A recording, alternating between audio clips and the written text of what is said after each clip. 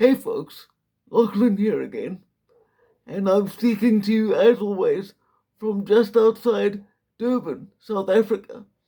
I hope that this video finds you well. Today, I want to talk a little bit about the complex nature of racism in South Africa, because it is a lot more nuanced and difficult to understand than one might think, particularly if you're an outsider. So, to start, I want to say that given South Africa's history of colonialism and particularly apartheid, the natural assumption that most people would make would be to think that those with the most hatred in their hearts for white South Africans would be those who suffered under the discrimination of apartheid. But in my experience, that turns out not to be true because what I have found, and I have particular experience dealing with people because I have worked as a professional journalist.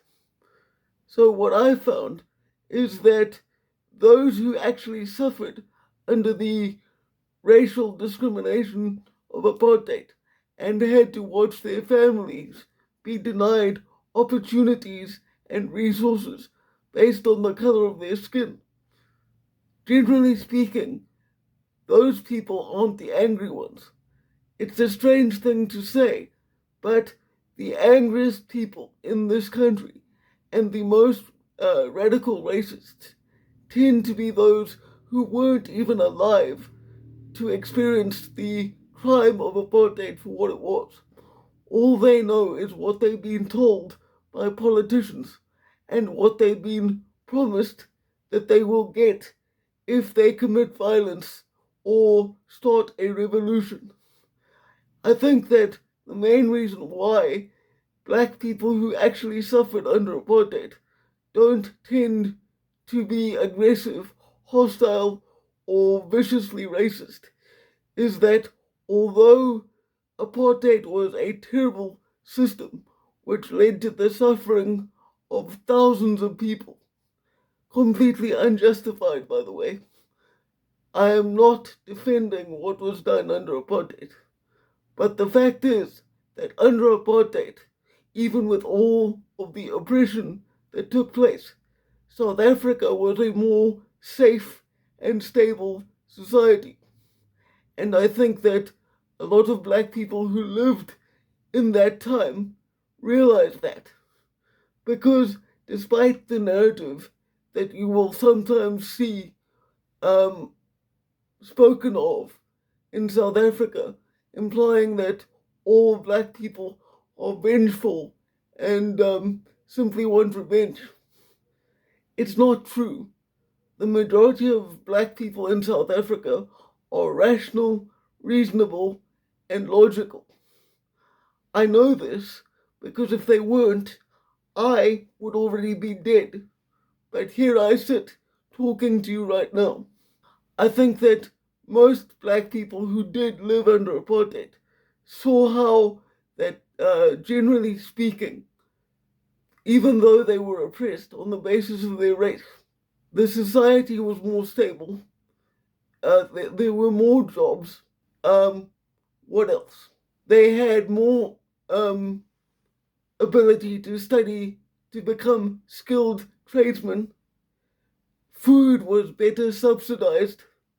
And for one thing, we didn't have the influx of illegal foreigners that we have today because this may not be common knowledge, particularly if you don't live in South Africa.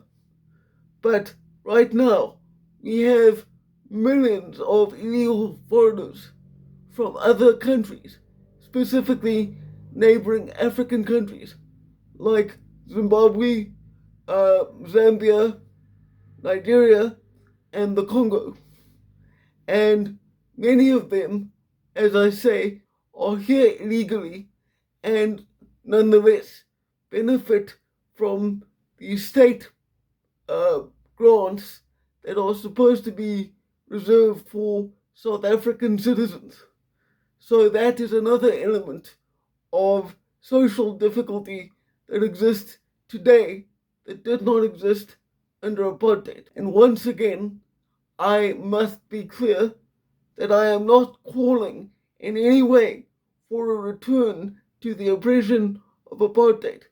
But it seems to me that it's very strange how the youngest among us, people younger than me, I'm almost 35 now, for reference, but people in their 20s and even in their late teens are the angriest, which is unjustified in my opinion, because when those people come up with attacks on someone like me and call me things like beneficiary of apartheid, colonizer, slave master, all that nonsense, they have no clue what they are talking about because they did not experience it. And by doing so, they disrespect the struggle of people who actually did. As always, I hope that you find some value in this content. Look after yourselves, take care of each other, practice the true meaning of Ubuntu, and for now, farewell.